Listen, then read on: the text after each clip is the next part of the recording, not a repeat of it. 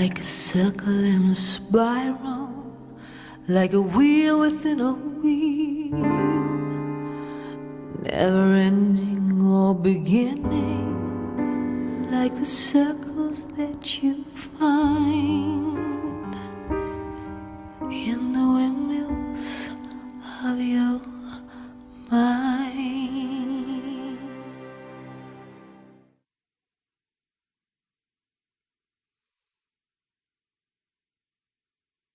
Visit StogieGeeks.com/Debonaire for a list of retailers who carry Debonaire cigars. Buy some today and get a little more Debonaire. Welcome back, everyone, to the Stogie Geek Show. This is our Debonaire Ideal segment for this evening. We're going to be talking about tobacco beetles. Have you ever had tobacco beetles in your cigars or in your humidor? Have you had them in your humidor? No. Will, have you had tobacco beetles in your cigars or humidor? He's frozen. Will's frozen. Sure. What's that, Will? In my cigars, but not in my humidor. I've had them in both. I've had a tobacco beetle outbreak in my humidor. Outbreak. Well, I'm not sure. So, like, sometimes you get a cigar and, like, you don't see that it has tobacco beetle damage in it or whatever, and you put it in your humidor and they can kind of spread. Mm-hmm. I want to just give props to Tobacconist University, where I was reading their little bit about tobacco beetles, and actually it's like a very short section in the book, but it's like chock full of knowledge. I'm like, wow, like I've read about beetles, I've experienced the tobacco beetle thing, I've seen them in cigars, I've bought cigars from retailers, gotten them back, and had to take some back to the and by all means do this, right? Like if you get your cigars home and you see those holes, like perfectly round or perfectly kind of cut holes in your cigar, that means it has some kind of tobacco beetle damage. You want to take those back to your retailer and get those swapped out. Even if it comes from the same box, like it could only be in a couple cigars. Like that's perfectly And you want to let your acceptable. retailer know that in this box of cigars. And sometimes it's totally not their fault if at any time during the shipping and packing process, those tobacco beetle larvae have hatched, you'll get beetle damage. So their humidor could be totally fine, but they just happen to get a box. I mean, it's just a natural. What I read was that there are beetle eggs pretty much on most tobacco. Like the eggs are just there, right? And it's what triggers the hatching. So do you guys know like at what temperature triggers that hatching from egg to larva? No. I mentioned it briefly in the break. I was talking fast though. So Yep. at around 73 degrees Fahrenheit is when the egg will go to larva. And what I didn't know, what I was reading, is that it's the larva that do the most damage. And I kind of liken it, and I don't know if this is true or not, but I liken it to a baby. Right? When you have a baby, you don't have any kids, right, Jared? Negative. Right? But you've seen babies before, right? I've been in Primarily, what do babies do, right? Cry. They cry. Yeah. And then when they're not crying, they're eating. Yeah. And they're doing a lot of pooping and some sleeping, right? Yeah. But that's like the cycle for a baby. When it's a larva, I think it's the same thing, right? It's hungry. It's growing. It's just eating and eating. So the larva will do the most damage to your cigars. And I never knew that. Like I always thought like magically this beetle just appeared and started eating my cigars. And it turns out like it's more scientific than that the larva, because my theory is I liken it to a baby. It just wants to eat because the larva is eating to grow into that next stage. There's another stage, and then there's when it actually becomes a beetle. And when it's a beetle, it won't do as much damage to your cigars. The larva stage is when it does the most damage, and that'll happen when it goes from egg to larva at 73 degrees Fahrenheit or more, which is why I like to really stress that temperature is just as important as humidity. Yeah. Now, I hate to compare the two because they both have to be within a certain range, right? But they play off of each other, right? That's why we call it relative humidity, because it's temperature and humidity play together. But you can have the most perfectly humidified two-way system of humidity, But when you get up, it mentions nothing about humidity in this little section in Tobacconist University. It's all about temperature. Yeah. And the trigger from egg to larva is all about temperature, which kind of explains why you'll get a box of cigars and the retailer, they're perfectly temperature controlled and totally fine. But somewhere along when it was shipped, the temperature went above 73 degrees, which obviously in the summer, a warmer climate is going to happen. And some of those eggs like hatch in the larva, and you got some beetles in there. Yeah. So I thought that was fascinating. I never knew that there was like so much to it in all these different stages. It kind of brought me back to science class, which was pretty cool. So what do, right? It turns out that freezing your cigars is the best option. And you got to bring that temperature down at 1 degree Fahrenheit or below in order to kill. So let me get this right. I don't have the book in front of me, but that kills it in the larva stage or the beetle stage when you put it below that specific temperature. So what you want to do is you want to take your cigars, you want to put them in a Ziploc bag. And I always thought that was like to prevent like frostbite or whatever. But when you put it in the Ziploc bag, it actually preserves as much as the humidity as possible in your cigars by putting in that Ziploc bag so that you can just lower the temperature, preserve as much humidity as possible, lower that temperature. That kills off any larvae or beetles in your cigars. You put them back in you put them in your refrigerator. So I don't know. There's a lot of things. Yeah, you want to bring them back slow. So when you put it in that freezer, you don't want to shock them back to room temperature. Right. So I like to do 24 to 72 hours in the freezer, 24 hours in the refrigerator, then from refrigerator back into your humidor. Although it's interesting, in Tobacconist University, they said, you can smoke them right out of the freezer. Yeah. And it's totally fine. Right? Like, it's totally fine. That would be a weird experience. It would be a weird, but they say that there's smokable rate. Well, it'd be smokable right out of the freezer, which I thought was kind of interesting. So it won't. I think a lot of people are hesitant because they think it's going to damage their cigars, and that's not necessarily the case, provided you follow this method, right? You don't want the temperature or humidity to increase or decrease rapidly. That's the part that's detrimental for cigars. If the temperature or humidity increases or decreases slowly, they'll be fine. Yeah. Which is the rule of thumb. But the point is to kill the beetles. You want to make sure that if you have beetles in your humidor, that you isolate where they are, depending on what kind of humidor that you have. And what they say is to like brush the loose tobacco out because there still could be some eggs or larvae on the loose tobacco. So you want to brush that out, clean it really good. Even use soap, or I've used a combination of distilled vinegar in distilled water is a good solution because it's all distilled. It's fine. It's safe to use. Make sure you let that dry out completely before you put it back. I've used that with mold and beetles that I've experienced as well. And then put the cigars back and they should be fine. But I think it really highlights the point of how important temperature is to maintaining your humidor. So those are just some things that I learned about beetles. The other thing was that they can exist in some food products as well, which I didn't know. Yeah, that's weird. Yeah, like they're just a totally naturally occurring phenomenon. Yeah. I know, like, from the manufacturer's side of things, some manufacturers actually have walk-in freezers at their factories, and they try to kill the beetles at the manufacturer level before they ship. But like you said, there's so many things that transpire during that shipping process, which, good, bad, or indifferent, have to happen because you have to get the cigars to the United States. So a lot of things can transpire, and there can be, you're not just being brokered into the country, just your cigars. It's a bunch of cigars, and your tobacco broker gets it through customs and everything like that. So you might have a freezer. You might be able to take care of that stuff, but the manufacturer that's packed right next to you doesn't, and he kind of gets and you could have cross-contamination or something like that. So there's a lot of things that transpire in the shipping process that you really can't control.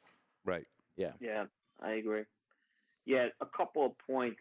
So first on temperature. Now, I didn't know about the beetle temperature thing until you said it.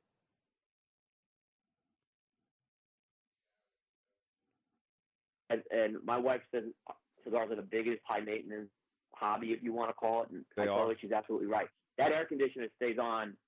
That air conditioner runs on a regular cycle in my house. It is not. I'm not turning the air up for a week or two with the cigars I have. 'Cause Yeah, there was a time limit in there when, like, if your temperature goes to 73 for like an hour, chances are they're not going Right. to hatch. I don't remember exactly what the time frame was. It's in the Tobacconist University. This is more of an extended. Yeah, and this is more of an extended trip I'm talking about. For a Yeah, week. it's day. Or It 2 takes weeks. day. That- It has the cigars have to be at a higher temperature for a day or two or more. Yeah, yeah. In order for this process to happen, so it's a great point, Will.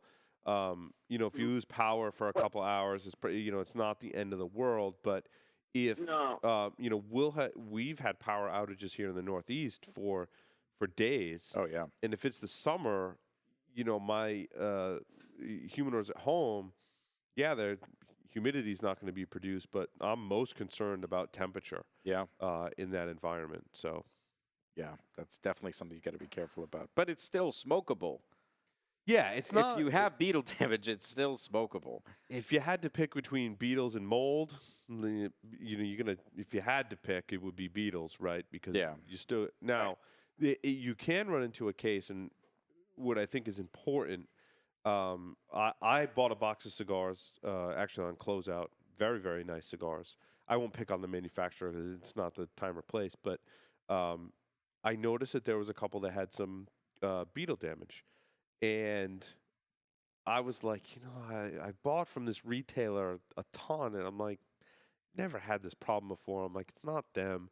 Like, this had to happen in shipping. But what I did was I took all 20 cigars, and I took them all out of the cellophane one by one.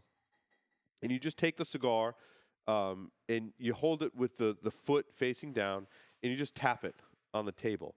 If a bunch of loose tobacco fall, you're going to get a piece or two, right, that might fall Yeah. out. But if there's beetle damage in it, you're going to get this, like, tobacco dust that's going to, go right on the table. So you may not see any holes on the outside, but if you know that there's beetle, you can see beetle damage on a couple of cigars, so I pulled those immediately. Every single one of the rest of the cigars I tapped on the table. And there was one or two that I pulled that had no visible holes in it, but the tobacco beetles were still on the inside. And when they eat that tobacco, it makes the dust. And by tapping it, that dust falls out. And that means it has damage. Now, you want to talk about voids in your cigar and affecting the way that cigar smokes. Yeah, it that's gonna be certainly will. serious. Yeah. Now, sometimes you can get a it's like small. termite. I've bought some cigars, and they were like a vintage cigar. And a vintage cigar is hard, right? Because you're storing that cigar for 10 plus years or 5 plus years, right? So, you got to maintain those conditions for a longer period of time. And it had one little beetle hole. And, okay, sell it to me at a discount. And I'm like, whatever, I'll try and smoke. Yeah. You can sell it to me for half of what you would sell it to me for. I'm like, all right, I'll take my chances. And it smoked fine. Like Yeah. you said, smoked fine. Like maybe, the conditions changed and, sometimes the beetle escape or the larva does a little bit of damage, turns into beetle, and the beetle escapes, Yeah. Or someone caught it and put it in the freezer and then put it back and it just has a small hole. Like you said before, Whatever. sometimes they'll smoke fine. Yeah. You just got to cover up the holes.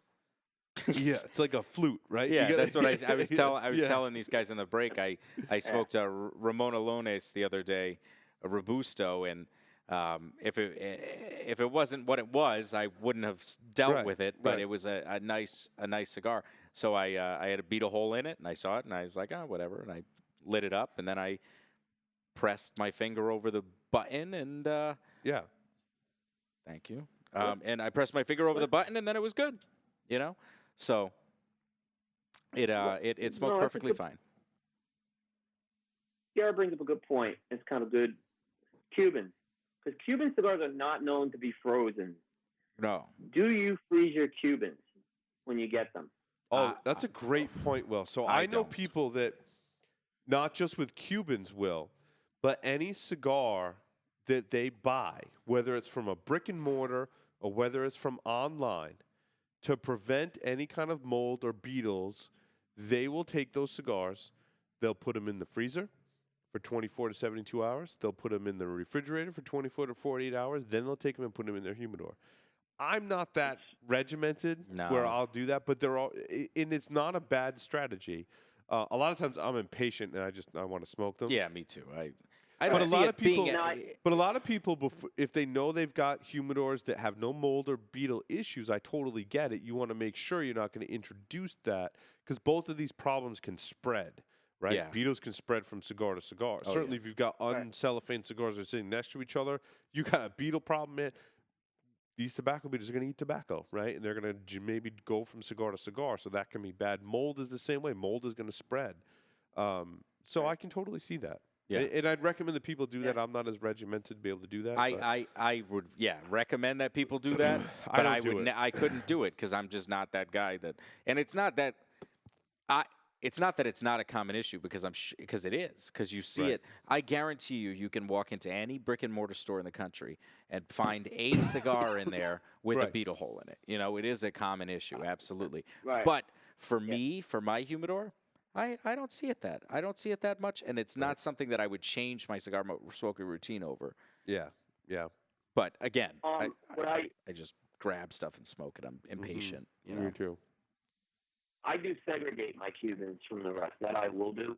But the one cigar that I absolutely have taken and put it in the freezer is.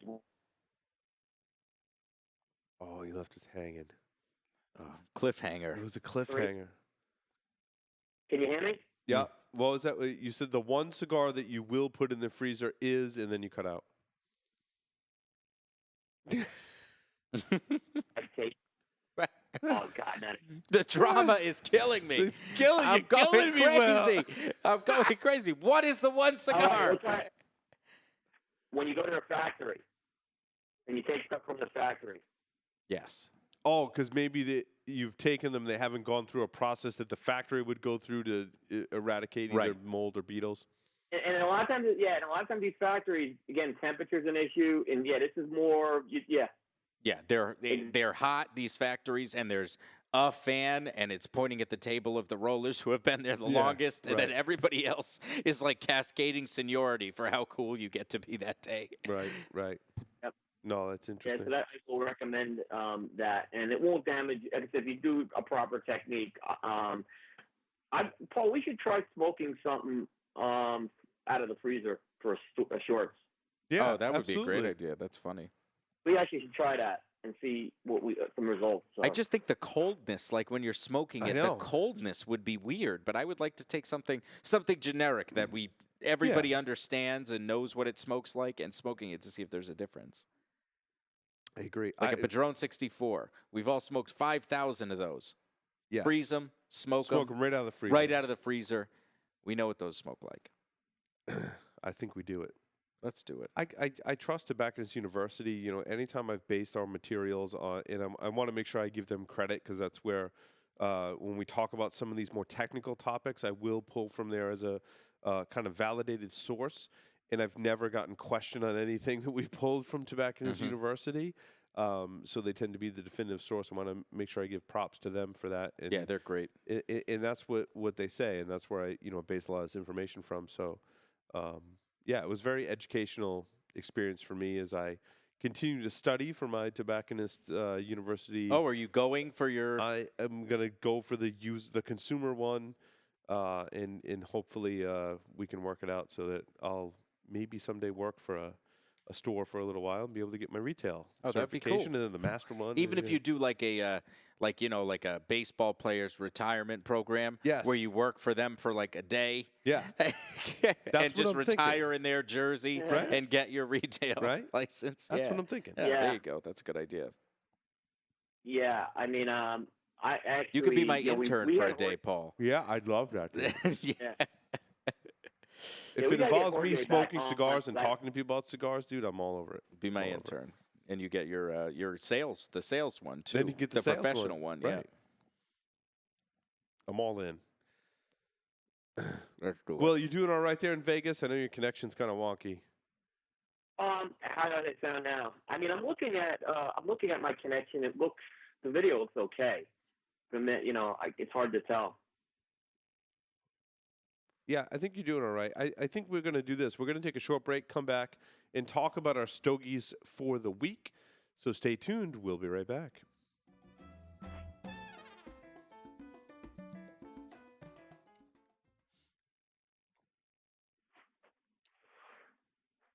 Yeah, well, I think you're really going to like the rock theme. I'm looking forward to it.